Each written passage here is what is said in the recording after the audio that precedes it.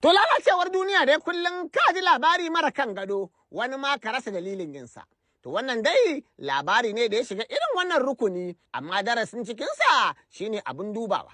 Domin yayin da ake ta kira ga iyaye su kula da 'ya'yansu domin killace su daga sharrin masu fyaɗe. Yanzu fa ba wai yaranku kawai za ku kiyaye ba, har da dabbobinku.